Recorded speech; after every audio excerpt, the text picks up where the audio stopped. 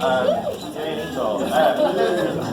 So Angel's been in Houston area since 2011. She's originally from Temperance, Michigan. Yes. Yeah, there.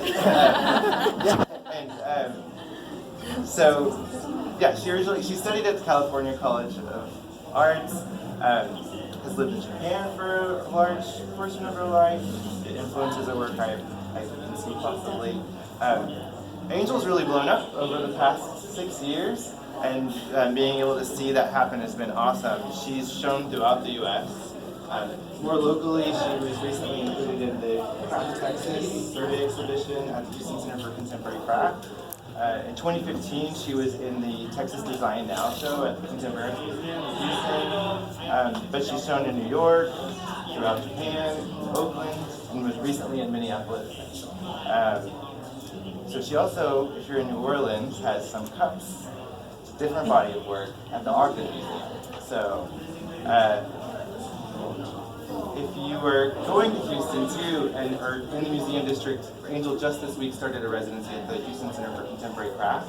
So most Saturdays, if you stop in, you can actually see her studio and you can see a little bit more behind the scenes and talk in person. Saturdays and Wednesdays. Saturdays and Wednesdays, yeah. Yes. But now you have Angel here, so you can tell us more about your work. Okay.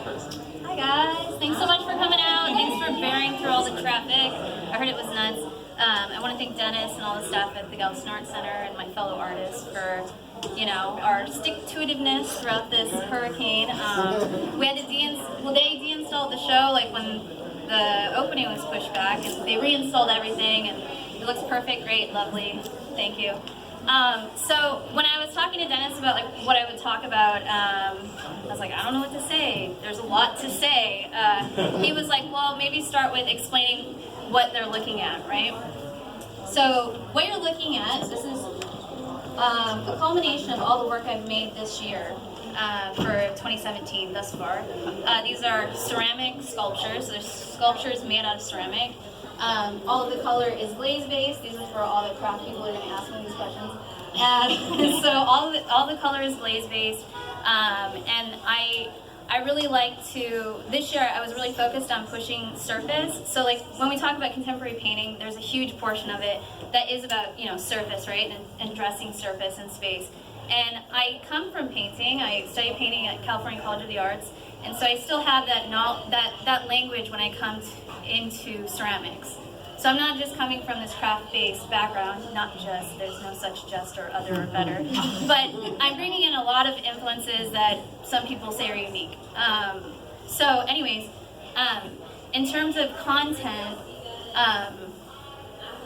my work, it comes about in these like moments that kind of like roll around in my mind that I'm trying to figure out, right? And I get these sort of like obsessive thoughts about different things. And the main thing that I'm really, that I struggle with, but also like celebrate and work through in my life, is this balance that we all have as human beings of our spiritual, physical, and mental bodies.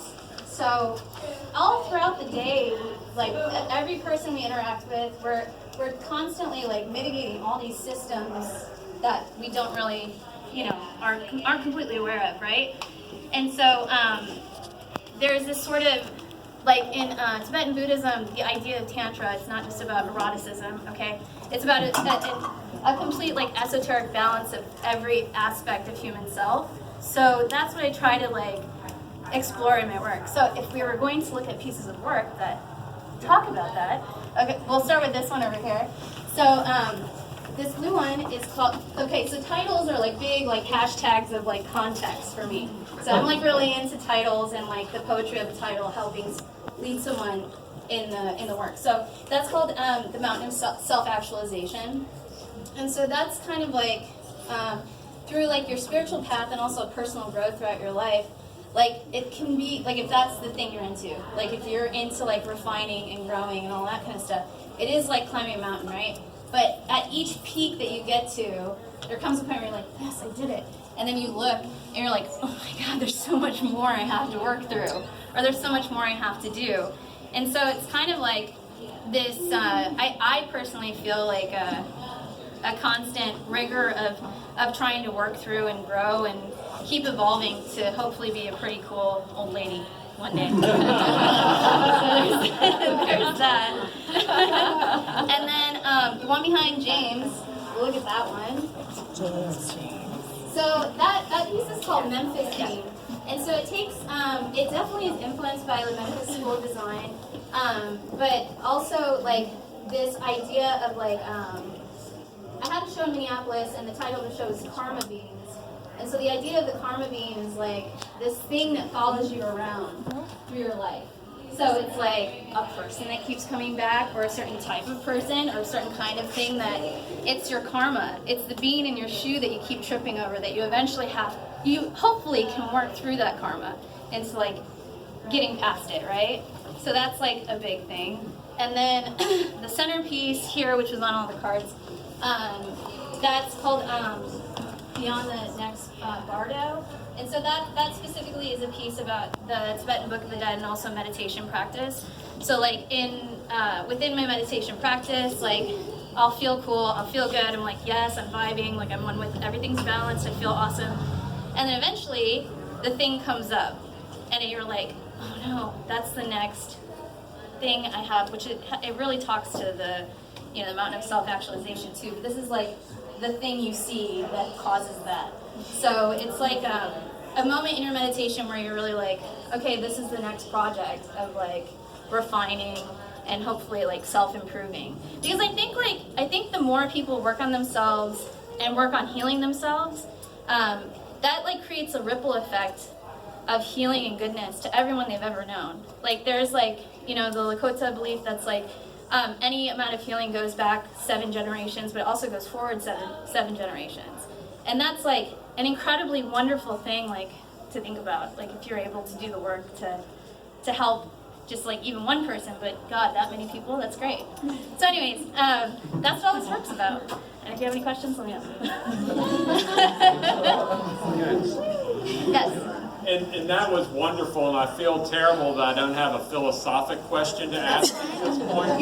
But to achieve that, how many different fires are you doing in the kiln to achieve that sort of effect? Okay. It's actually just, it depends on like what I'm working with. So this is just 2 firings. So it's a bisque firing and then a glaze firing. But then this piece uses like a luster in the center, so that's a 3rd firing process. Because the luster is an overglaze, which is, you bisque, glaze, and then the luster glaze just goes up to 018 if you do ceramics. So there's a certain random aspect to it, because you don't know what's going to come out. No, I know what's going to come out, because I can control it. I do. I know exactly what's going to come out. It's in our minds. I mean, that's the thing that I know that, I make all the decisions and I'm like, this is what it's going to look like. That's why I combine it like that. Yeah.